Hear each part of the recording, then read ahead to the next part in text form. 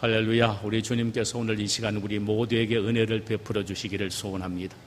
오늘 함께 나누고자 하는 말씀의 제목은 세 종류의 인간 유형이라는 제목이며, 본문은 창세기 19장 12절에서 22절 사이의 말씀입니다. 성경은 인간을 세 종류의 유형으로 나눕니다. 하나는 육신을 쫓는 사람입니다. 육신을 쫓는다는 말은 헬라어로 카타, 사르카라는 말인데, 이것은 그 속에 하나님은 없고 하나님의 말씀에 대한 순종도 없을 뿐만 아니라 자기 자신이야말로 하나님처럼 생각하며 살아가는 사람, 이런 사람, 바로 불신자를 카타 사르카, 육신을 쫓는 자, 이렇게 부릅니다. 로마서 8장 5절에 보니까 이에 대하여 이렇게 기록하고 있습니다. 육신을 쫓는 자는 육신의 일을 생각하나니, 그랬습니다. 자나 깨나 육신의 욕망만을 생각하는 사람, 바로 이런 사람이 육신을 쫓는 사람입니다. 또 하나는 육신에 속한 사람입니다. 헬라어로 카타사르키라는 말인데, 이 말씀의 의미는 예수 그리스도를 마음속에 구주로 영접했고 열심히 교회에 나와서 교회를 섬기며 봉사하기도 하나, 그러나 그의 삶은 철저히 자기 중심적인 삶을 살아가는 사람입니다. 그러니까 자기가 주인인 것처럼 모든 결정은 자기의 생각과 확신 속에서 내리며 살아가는 사람입니다. 이런 사람을 다른 말로 해서 육적인 그리스도인이라 이렇게 부르지요. 이런 사람들은 교회 안에서는 1등 신자로 보여집니다. 그리고 사회에 나가서는 화끈한 세속인으로 처신하는 신앙의 회색 분자입니다. 고린도전서 3장 1절에서 이런 사람을 이렇게 설명을 합니다.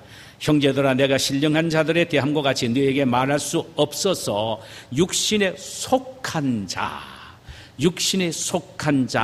곧 그리스도 안에서 어린 아이들을 대함과 같이 하노라. 육신에 속한 자를 바로 육적 그리스도인인데, 그들은 한마디로 표현하면 영적으로 어린 아이라, 이 말입니다. 겉보기에는 성숙해 보입니다. 오랜 신앙의 역사를 가지고 있습니다. 그러나 그의 실제 영적 나이는 아직도 어린 아이다, 이 말입니다. 영적인 어린아이의 특징을 3절에서는 두 가지로 말했어요. 하나는 시기와 분쟁입니다. 교회 안에서 시기와 분쟁을 일으키는 사람은 아무리 신앙생활을 오래 했다고 하더라도 그는 역시 영적인 어린 아이요, 육신에 속한 육적 그리스도인입니다. 또 하나는 영을 쫓는 사람입니다. 이것은 카타푸뉴마입니다. 이런 사람은 마음속에 성령을 모시고 있고 성령의 감동과 감화를 따라서 인생을 살아갑니다. 생각과 마음과 행동과 말 전부가 성령의 지배를 받아서 살아가는 사람, 이런 사람은 영적 그리스도입니다. 영에 속한 사람이라고도 말할 수 있습니다. 이런 사람에 대해서 로마서 8장 5절에서는 이렇게 기록하고 있습니다. 육신을 쫓는 자는 육신의 일을, 영을 쫓는 자는 영의 일을 생각하나니 육신의 생각은 사망이요 영의 생각은 생명과 평안이라고 했습니다. 영을 쫓는 사람은 늘 성령의 일을 생각합니다. 마음속에 성령이 주시는 은혜와 평강을 누리며 사는 사람입니다. 하나님은 그리스도인들이 모두 다 영에 속한 사람이요, 또 영을 쫓는 사람이 되어서 하나님이 주시는 은혜와 축복을 마음껏 누리며 살기를 원하십니다. 이러본데 하나님이 참으로 안타깝게 여기는 사람이 있습니다. 그것은 육신에 속한 육적 그리스도인을 보실 때입니다. 이들은 예수를 믿고 있기 때문에 구원을 받은 사람들입니다. 그래서 하나님의 자녀라고 일컬어지지요. 그럼에도 불구하고 이들은 예수 안에서 하나님이 준비해 놓으신 풍성한 영적인 은혜와 행복을 누리지 못하는 영적 가난뱅이로 살아가고 있다는 사실입니다. 여러분은 어떤 부류의 사람으로 여기십니까? 마음속에는 예수가 없는 육신을 쫓는 사람입니까? 혹은 예수는 믿어도 자신의 욕망대로 살아가는 육신에 속한 사람입니까? 그렇지 않으면 마음속에 성령의 감동과 뜻을 따라 살아가는 영을 쫓는 사람, 즉 영적 그리스도인입니까? 우리는 오늘 본문에 소개되고 있는 롯을 통하여 우리 자신의 모습을 한번 반추해 볼 필요가 있습니다. 왜냐하면 롯은 하나님을 믿는 하나님의 자녀였으나 매사에 자신의 유익을 위하여 선택하고 결단하는 육적 그리스도인의 전형이기 때문입니다. 그런데 우리를 놀라게 하는 것은 베드로후서 2장 7절에서 이 롯의 신앙을 이렇게 평가하고 있다는 사실입니다. 무법한 자의 음란한 행실을 인하여 고통하는 의로운 롯을 건지셨으니 그랬습니다. 롯은 의로운 자라고 정의를 내리고 있다는 사실입니다.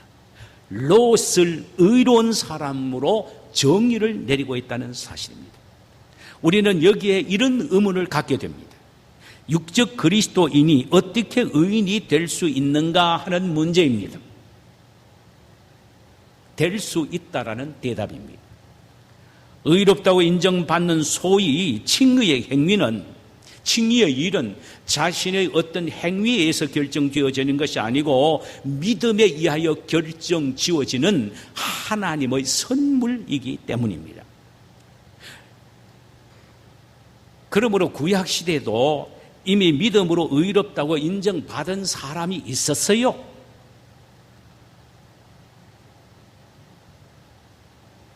노아라든가 이런 사람들은 다 믿음으로 의롭다함을 인정받은 의인이었습니다. 아브라함도 마찬가지입니다. 창세기 15장에 보면은 그의 나이 87세 되는 어느 날 하나님이 내 자손이 저 별과 같이 많게 해주시겠다고 약속을 하셨을 때에 아브라함은 그 약속을 듣자마자 나타내는 반응은 아멘, 내가 하나님의 그 약속을 믿습니다 라고 믿음으로 받아들였습니다.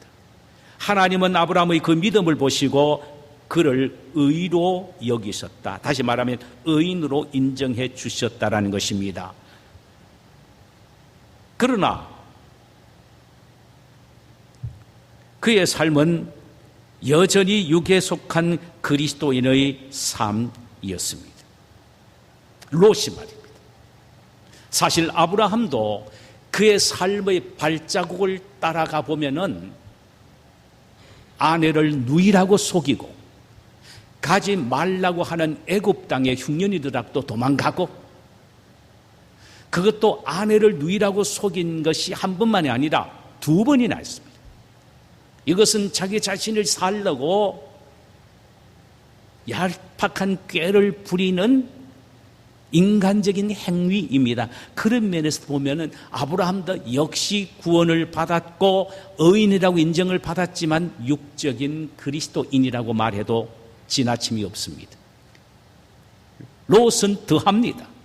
이런 육적인 사람이 믿었다고 해서 그가 의인이라고 인정을 받은 것입니다. 그러나 여전히 육적인 그리스도인입니다.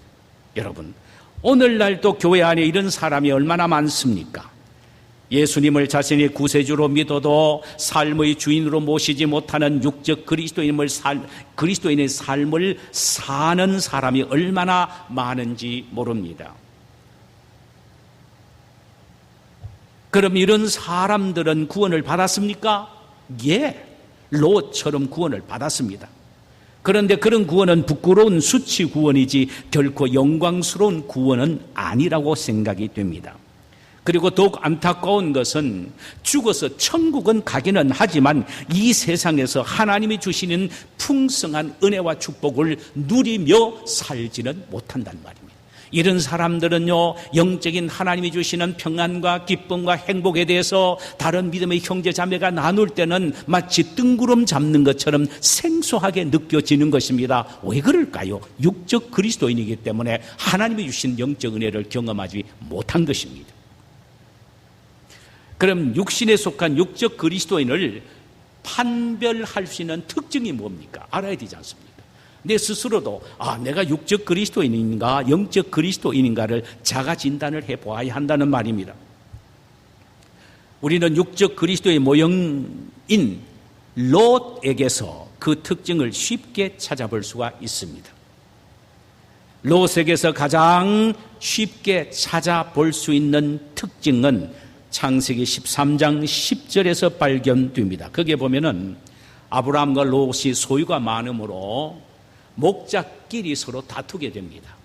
아브라함이 가만 보니까 애들 싸움에 어른까지 싸운다고, 자기의 아브라함 자신과 그리고 롯의 종들이 물질 때문에 싸우는 것을 보고 난 후에 자기도 역시 롯인 자기 조카와 살 수 있겠구나라는 위기감을 느껴서 아브라함이 먼저 롯에게 이렇게 제안을 합니다. 우리 서로 물질 때문에 다투지 말자. 내 앞에 온 땅이 있지 아니하냐. 나를 떠나라. 내가 좌하면 나는 우하고 내가 우하면 나는 좌하리라. 네가 먼저 선택하라. 네가 오른편으로 선택하면 내가 좌편을 선택할 것이고 네가 좌편을 선택하면 내가 우편으로 선택하게 될 것이다. 롯은 이 삼촌의 제안을 받아들여 겉보기에 물이 넉넉하여 여호와의 동산 같고, 보세요, 물이 넉넉하여 여호와의 동산 같고 애굽 땅과 같은 요단들을 선택하게 됩니다.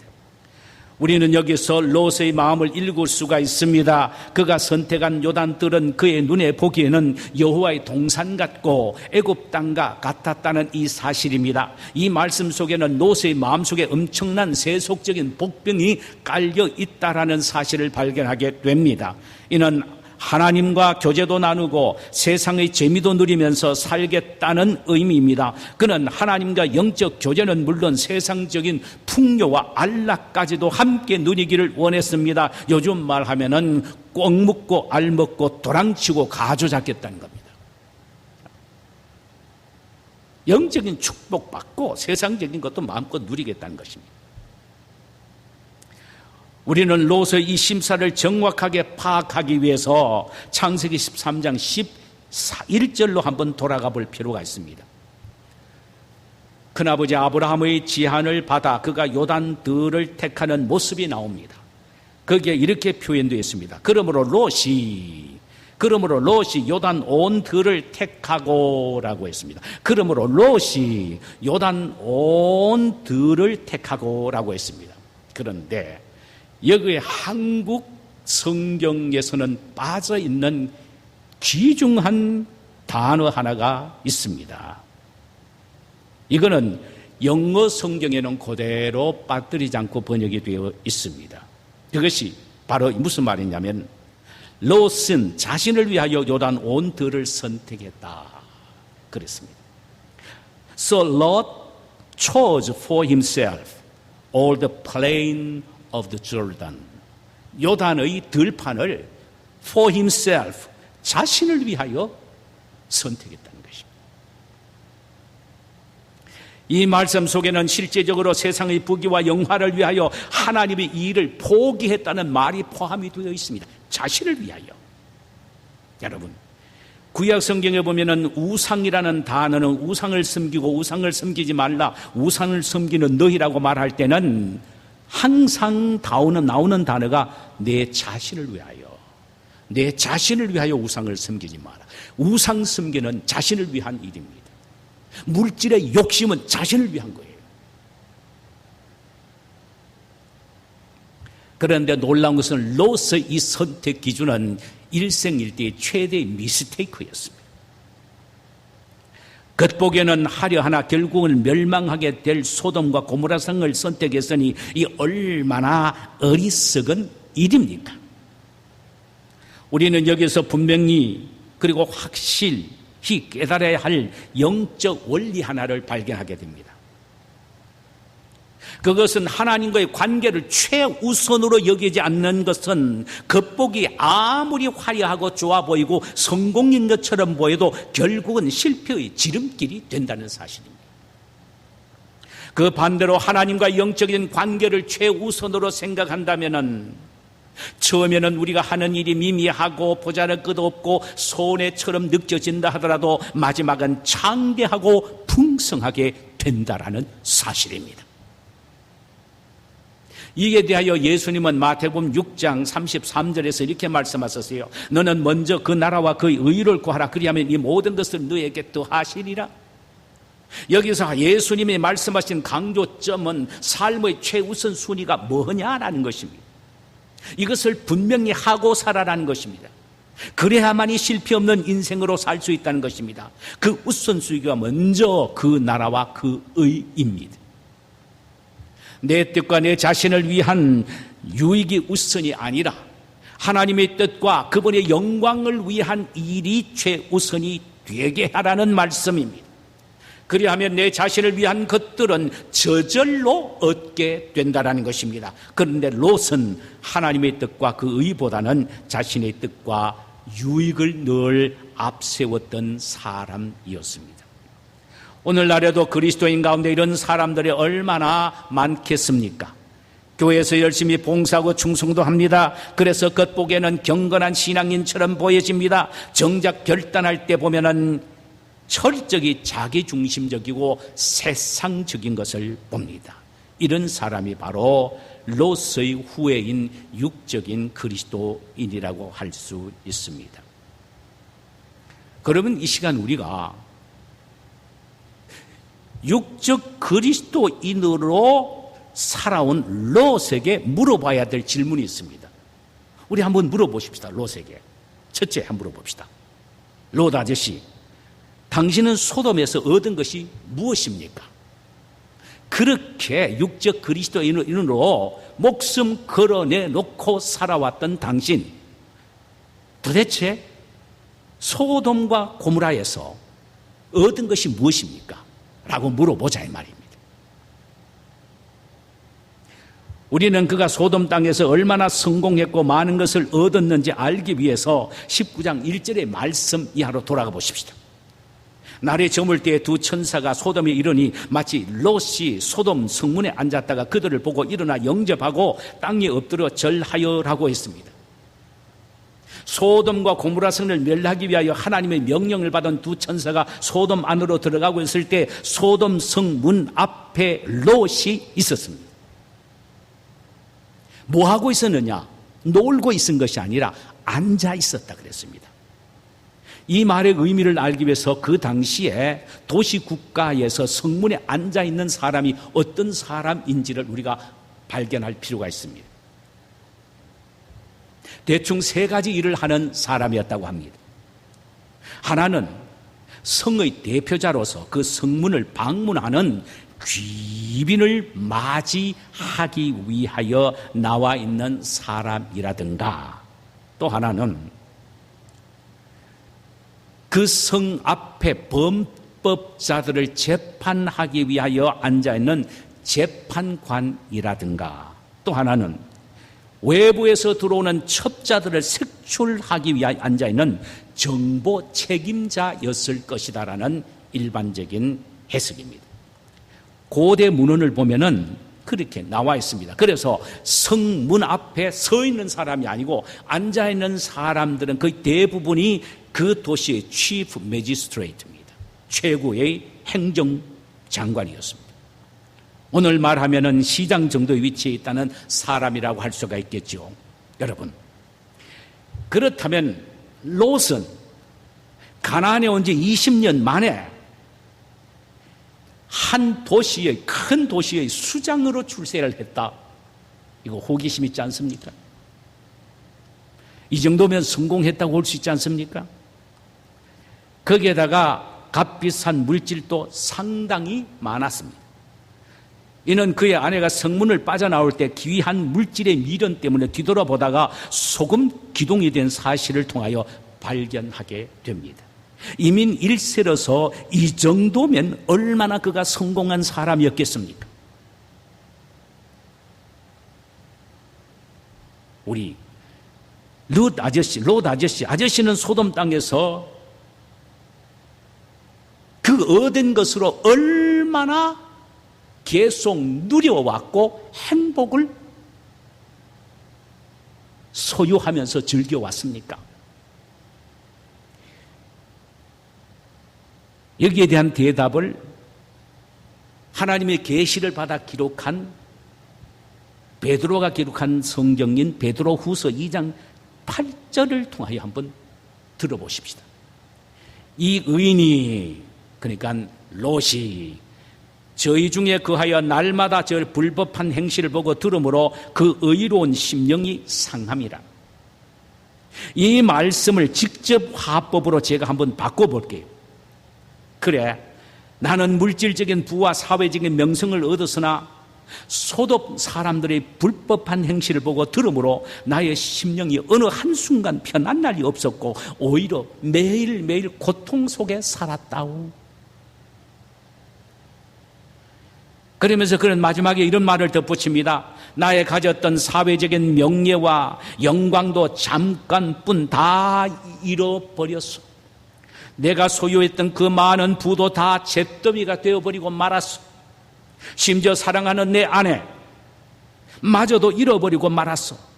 처음에는 다 얻는 것 같았으나 결국은 다 잃어버리고 말아서 이것이 육적 그리스도인의 삶의 결과라오. 나의 믿음의 후손들 여러분들은 나의 전철을 밟지 마시오. 우리는 이런 음성을 롯을 통하여 들을 수가 있습니다. 사랑하는 성도 여러분, 우리는 롯의 이 외침을 들을 수가 있어야 합니다. 처음에는 다 얻는 것처럼 보이나 결국은 다 잃어버리는 것이 바로 육적 그리스도인의 삶의 전형이라는 이 사실입니다. 두 번째 질문은, 아저씨, 당신은 이 도시에 어느 정도의 영향력을 미쳤습니까? 당신은 이 도시의 수장이요, 가정의 믿음의 아버지요. 그런데 이 도시 사람들과 당신의 가족 식구들에게 얼마나 큰 영향력을 미쳤습니까? 이렇게 물어보자 이 말이죠.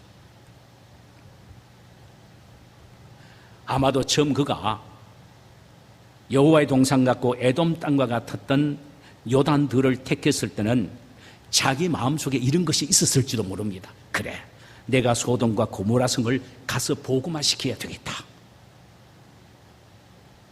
모두는 아니라 할지라도 적어도 단 몇 사람이라도 하나님을 믿고 살 수 있는 복음의 사람들로 내가 키워야 되겠다라는 생각을 했을 것입니다. 그래서 처음에는 바로 그가 소돔성에 들어가지 않습니다. 밖에서 텐트를 치고 있었습니다. 근데 가만히 보니까 너무너무 살기 좋은 것 같거든요. 없는 게 없고 즐겁고 아주 신나게 보인 것 같습니다. 그래서 나중에는 설금설금 텐트를 옮겨가면서 결국은 성 안으로 들어가서 텐트를 치고 말았습니다. 영향력을 미치기는 그냥 역으로 영향을 받고 마른 것입니다. 이 사실을 본장 8절에 다음과 같이 기록합니다. 사람의 모습으로 한 두 천사가 롯의 집에 왔을 때 사방에서 물은 노소 남녀들이 찾아와서 동성애를 하겠다고 지금 너희 집에 들어온 두 사람을 빨리 끌어내라고 소리칩니다.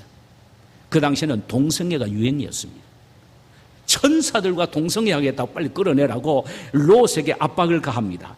그때 롯의 반응을 한번 들어보실래요? 이렇게 말합니다. 내게 남자를 가까이 하지 아니한 두 딸이 있노라. 청하건대 내가 그들을 너희에게로 이끌어내리니 너희 눈에 좋을 대로 그들에게 행하고 이 사람들은 내 집에 들어왔은즉 이 사람들에게는 아무 일도 저지르지 말라. 내가 차라리 결혼하지 않은 내 두 딸 줄 테니까 그 두 딸 들고 너희들 하고 싶은 대로 하라. 그러나 우리 집에 찾아온 손님은 건들지 말아다오. 여러분, 의로워 보입니까? 멋있어 보입니까? 아닙니다. 이것은 부끄럽고 또 비겁하고 옹졸한 행동입니다. 악을 악으로 막고 최악을 차악으로 막으려는 지극히 불신앙적인 발상입니다. 그의 이런 행동은 타락된 소돔성의 악한 문화의 영향을 받은 결과란 말씀이에요. 그가 소돔성에서 오죽 복음의 영향을 끼치지 못했으면 자기의 두 사위까지, 야, 하나님이 이 성을 멸망시킬 테니까 빨리 도망가자 그러니까 농담으로 여겼다 그랬습니까? 얼마나 영향을 미치지 못하면 사위 될 그 두 남자들이 말하기를 농담으로 여겼다라고 할 정도가 되겠습니까? 이뿐만 아닙니다. 창세기 18장에 보면은 아브라함의 소돔성을 위하여 중보기도 할 때에 은 10명이 있으면 이 성을 사해달라고 기도하지요. 아브라함이 소돔성을 위하여 중보기도 할 때, 은 10명만 있으면 이 성을 사해달라고 간구합니다. 그때 아브라함의 생각은 이러했습니다. 적어도 의인 10명쯤은 있을 줄 알았습니다. 왜? 롯과 아내, 두 딸, 두 사위. 그러면은 적어도 서너 명은 외부 사람은 전도는 했진 않겠는가? 아브라함은 찰떡같이 그렇게 믿은 거예요. 그런데 결과는 어떻습니까? 자기 아내 하나도 복음화 시키지를 못했습니다. 자기의 두 사위 될 사람도 복음화 시키지 못했습니다. 자기 두 딸까지도 그랬습니다. 결국은 도망쳐 나올 때에 딸 둘은 아버지에게 술을 먹이고 불륜을 저질러서 참으로 역사 속에서 비참한 두 아들을 낳게 됐지요. 이 얼마나 비극적인 일입니까? 모압과 암몬이라는 두 아들이 결국은 큰 나라를 이루어 철천지 이스라엘의 원수로 역사 속에서 살다가 사라졌습니다. 여러분, 가정의 어느 누구 하나도 복음화 시키지 못했습니다. 아내도 딸들도 사위들도. 그런데 어떻게 외부 사람 서너 명이라도 복음을 전하여 그들을 감동시켜 변화시킬 수가 있습니까? 없을 것입니다. 여러분, 부부에게도 영향을 끼치지 못하면 심지어 자기의 자식에도 영향을 끼치지 못한다는 사실을 알아야 합니다.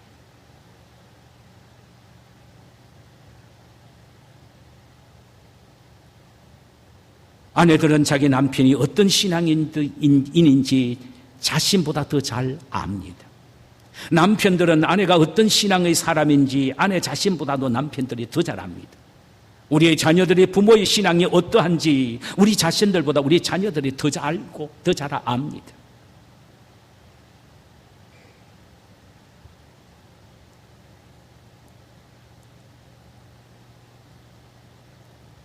우리 이 사람 롯을 통하여 무엇을 교훈받을 수가 있습니까? 육적인 그리스도인은 한 사람에게도 영향을 미칠 수가 없다는 사실입니다.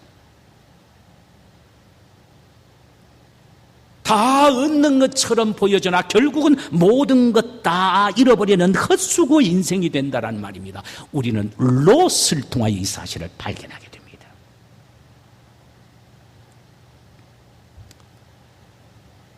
혹시 이 자리에 신앙생활을 해도 마음의 평안을 잃어버린 채 영적인 공허함만 느끼는 분이 계십니까? 삶의 우선순위를 바꾸셔야 합니다. 한 발은 교회, 한 발은 세상에 걸쳐 놓은 채 엉거주춤하게 서 있는 회색 지대에서 빠져나와야 합니다.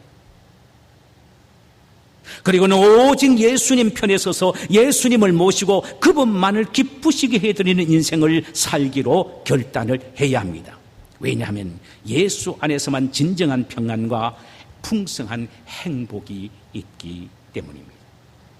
예수님은 이 사실을 요한복음 15장 5절에서 이렇게 말씀하셨어요. 나는 포도나무여 너희는 가지니 그가 내 안에 내가 그 안에 거하면은 사람이 열매를 많이 맺나니 나를 떠나서는 너희가 아무것도 할 수 없음이니라. 영적 그리스도인이 되어 예수님 안에서 살면 많은 영적 열매를 맺어 극치의 영적 행복을 누리며 살 수 있다라는 의미입니다. 여러분, 그리스도인의 진정한 매력과 힘은 그리스도인 다움에 있다는 사실을 알아야 합니다. 만약 육적 그리스도인이 되면 맛 잃어버린 소금처럼 세상 사람들에게 조석거리가 되며 하나님에게도 인정받지 못한다는 사실을 알아야 합니다. 남북전쟁 때 있었던 일입니다. 남과 북군의 경계의 선에서 살아왔던 한 사나이가 있었습니다. 어느 편에 가다 말까 굉장히 고민하다 하는 꾀를 내었습니다. 그는 상의는 북군의 옷, 하의는 남군의 옷을 입고 나갔습니다. 그랬더니 상체는 남군에 의하여, 하체는 북군의 총 아래 의하여 완전히 망가지고 말았습니다. 우리 여호와의 동산 같고 애굽 땅과 같은 요단뜰을 선택한 육적인 그리스도인의 삶의 태도를 바꾸십시다. 오직 하나님을 위하여 사는 영적 그리스도인의 삶을 선택하십시다. 그게 진정한 행복과 즐거움이 있습니다. 이런 축복이 우리 모두에게 있기를 주님의 이름으로 축원합니다. 자, 우리 시간에 찬송 한 장 부르실까요?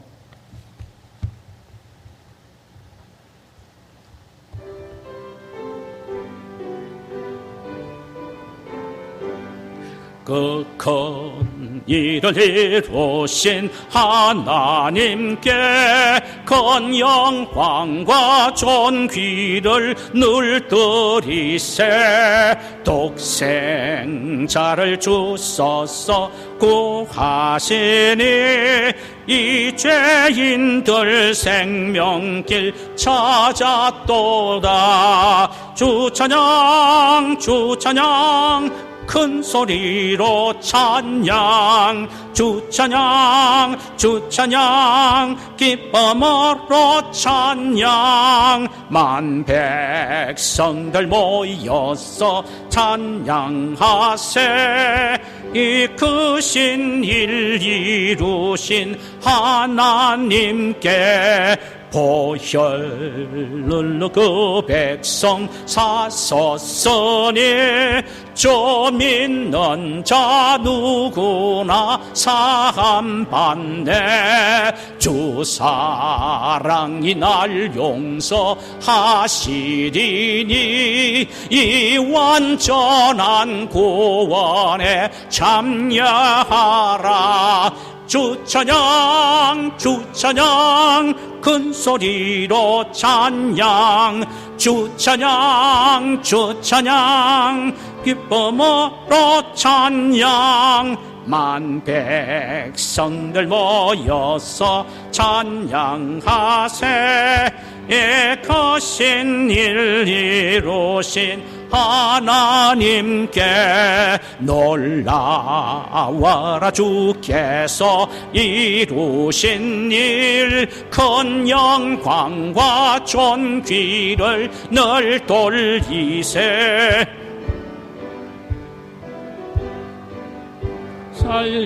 살리시니 이 즐거움 다 증량 못하리라. 할렐루야. 주 찬양, 주 찬양, 큰 소리로 찬양, 주 찬양, 주 찬양, 기쁨으로 찬양. 만 백성들 모여서 하세. 이 크신 일 이루신 하나님께. 우리 시간이 말씀을 생각하면서 한번 기도드리십시다. 육신을 쫓는 자가 아니고 육신에 속한 자가 아니고 영에 속한 자가 되게 하옵소서. 이 말씀을 붙잡고